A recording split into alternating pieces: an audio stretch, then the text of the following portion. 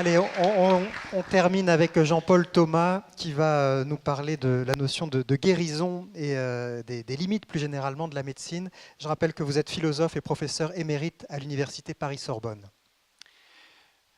Comme vous, j'ai écouté ces témoignages et ces réflexions sur ces expériences, et ce sont des expériences de soignants.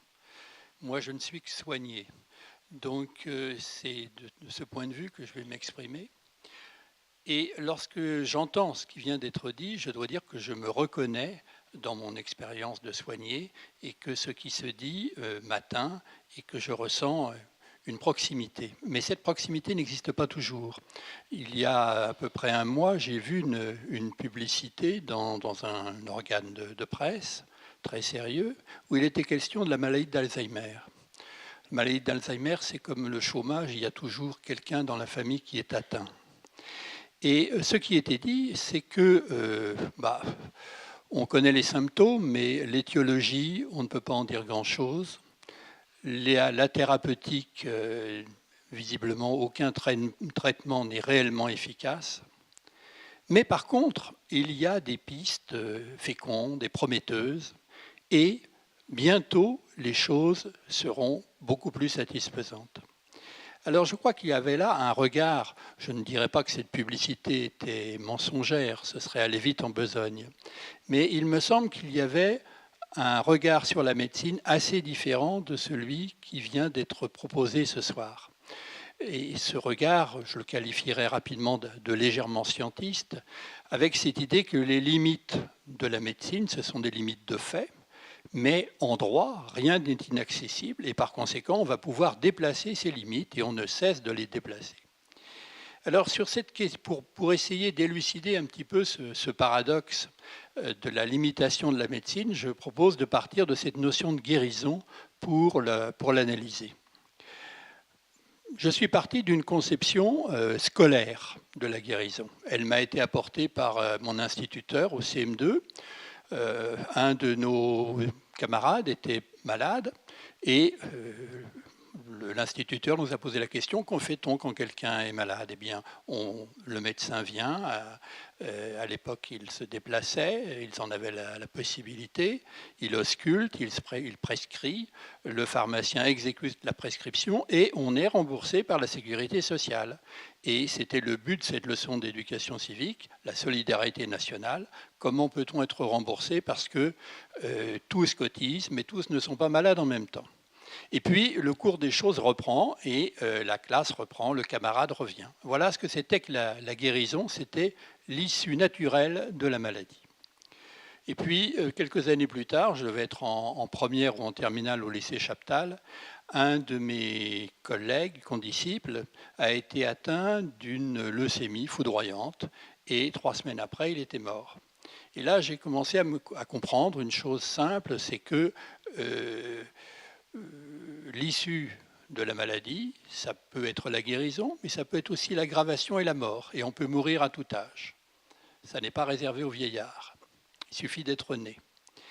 Et alors, ça ne voulait pas dire que mon instituteur était naïf. Ça voulait dire qu'il appartenait au temps moderne et il pensait que des connaissances utiles pouvaient nous rendre, comme dit Descartes, maîtres et possesseurs de la nature.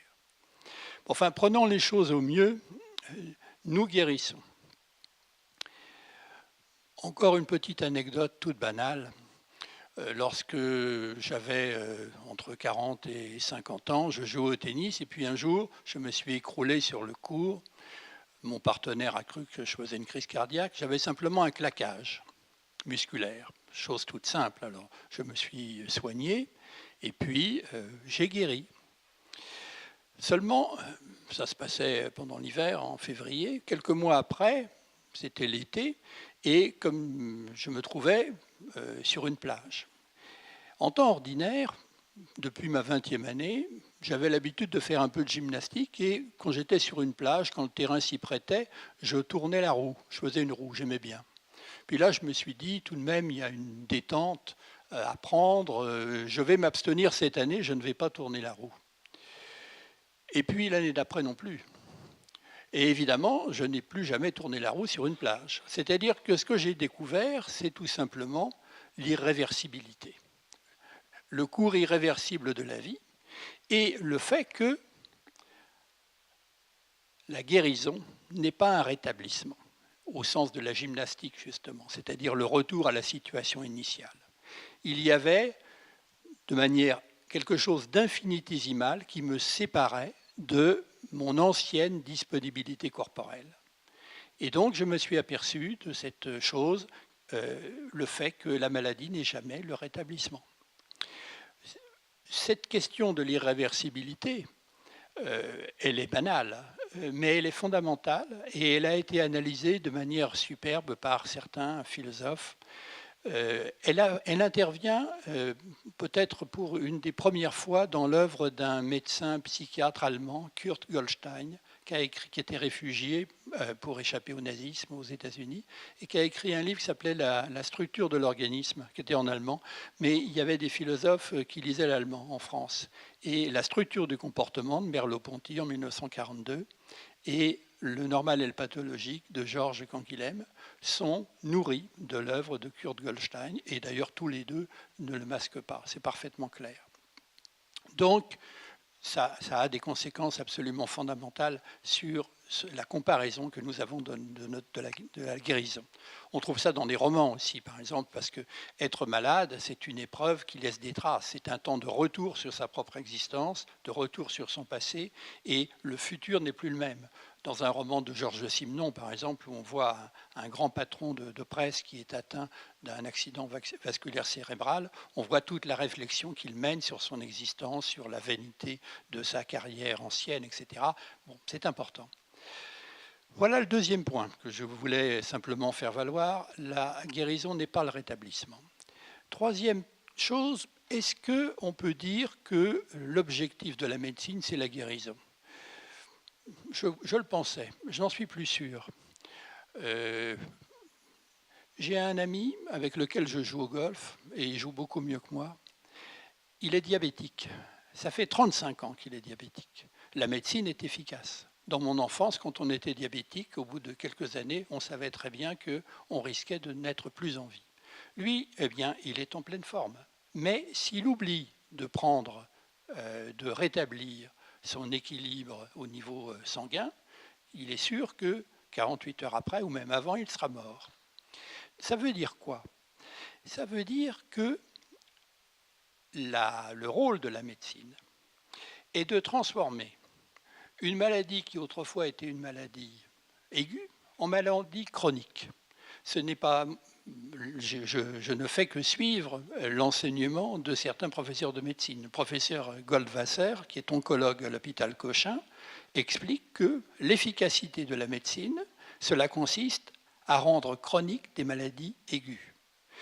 Donc, une personne qui est diabétique, une personne qui est atteinte d'une maladie cardiovasculaire, par exemple, eh bien, c'est la même chose. Elle est soignée, elle est suivie, et cette médecine est efficace. Jamais la médecine n'a été aussi efficace qu'elle ne l'est aujourd'hui. Mais il n'empêche qu'une personne cardiovasculaire continue à se soigner, et elle n'est jamais guérie. Si être guérie, c'est pouvoir mener sa vie sans suivre un traitement. Alors, ça a une conséquence très importante qui s'ouvre par là, et qui rejoint ce qui a été dit jusqu'ici. À partir du moment où une médecine est efficace sans nous guérir, l'autorité médicale, dont il est toujours question en des termes plus ou moins fleuris dans les commentaires du Code de déontologie médicale, elle ne peut plus s'exercer de la même manière. Parce qu'à partir du moment où la médecine nous soigne efficacement, mais elle ne nous guérit pas à strictement parler, cela veut dire qu'il y aura des incidences de ces soins sur ce que l'on appelle la qualité de vie. Par exemple, un patient qui est atteint d'une maladie cardiovasculaire, eh bien, et il aura des choses qu'il ne pourra plus faire, ou des choses qu'il devra faire, ou des choses qu'il fera moins bien. Il devra faire des choix, il devra prendre des risques. Que faire si l'anesthésie générale est mal supportée, si le cœur est fatigué, si les artères sont bouchées, etc. Il y a différentes stratégies thérapeutiques qui prennent sens en fonction du projet de vie du patient. Et d'une certaine façon, puisque la médecine ne garantit pas ce qu'elle n'a jamais pu faire d'ailleurs, mais explicitement, elle ne le fait plus. Eh bien, elle propose des stratégies thérapeutiques en situation d'incertitude qui affectent la qualité de vie et par conséquent, il appartient au patient de prendre une décision compte tenu de ses propres choix existentiels, des choses auxquelles il tient, des risques qu'il entend prendre et de savoir s'il préfère aller en EHPAD ou prendre un risque en montant les 3 marches de son pavillon. Donc la question des prérogatives des patients, qui est fondamentale, que l'on réduit parfois abusivement à des questions qui concernent les fins de vie, est décisive aujourd'hui et elle est fondée non pas sur la compétence acquise par le patient qui s'informe sur Internet du cours des différentes maladies. Je n'y crois pas du tout. Le médecin est celui qui sait, mais c'est un savoir qui fait des propositions en situation d'incertitude. Et si le patient a son mot à dire, ce n'est pas parce qu'il devient aussi savant que le médecin grâce à Internet, c'est tout simplement parce que c'est son affaire et que c'est un citoyen et que ce que propose le médecin est sans garantie. Voilà quelques réflexions qui me semblent ne sont pas éloignées des propos qui viennent d'être tenus. Merci beaucoup, Jean-Paul Thomas. Bon, j'ai compris que je ne vous demanderai pas de nous faire la roue ce soir. En tout cas, un esprit sain dans un corps sain, hein, le tennis, le golf, la roue sur les plages. Si on vous entend bien, il y a des limites de la médecine, mais surtout, vous en appelez à une plus grande humilité du médecin aussi, un peu le retour du droit du patient de décider de sa destinée. Oui, je crois que la perspective n'est pas d'ordre juridique. Lorsque la loi et les juristes interviennent, c'est que ça s'est mal passé, qu'il s'agisse d'un couple ou du couple médecin-patient. Mais par contre, ce qui est fondamental, c'est, pour penser la relation médecin-patient, c'est de sortir du discours du sentiment. Les sentiments, et surtout les bons sentiments, c'est une excellente chose et c'est toujours souhaitable. Mais pour qu'un dialogue entre un médecin et un patient soit fondé, mais bien fondé, eh bien, il doit être fondé sur une lucidité du médecin sur ses propres pouvoirs, sur ce qu'il peut apporter, sur la nature de l'offre. Ce n'est pas parce que quelqu'un a de très bons sentiments, est très poli, très affable, très formé à la limite à des techniques d'entretien. Si il n'a pas, outre ces techniques, une lucidité quant à ce qu'il peut apporter, alors le dialogue est radicalement faussé. Vous avez écrit un livre, votre dernier livre s'intitule « La médecine, nouvelle religion ». Vous avez l'impression qu'on s'en remet un peu à la médecine comme autrefois, on s'en remettait à Dieu? Alors, bon, pour répondre à cette question qui est une question fondamentale, il faudrait faire un tout petit détour par ce qu'on peut appeler des religions substitutives. Bon. Nous vivons dans des sociétés, premièrement, profondément déchristianisées, et d'autre part, où l'idée des révolutions, des religions séculières, et notamment de l'idée de réaliser le ciel sur la terre, par la collectivisation des moyens de production, sont des choses qui ne nous traversent plus. Bon. Donc il y a affadissement des projets de religion séculière et de la religion chrétienne. Et le résultat, c'est qu'il y a des religions substitutives qui peuvent venir se développer.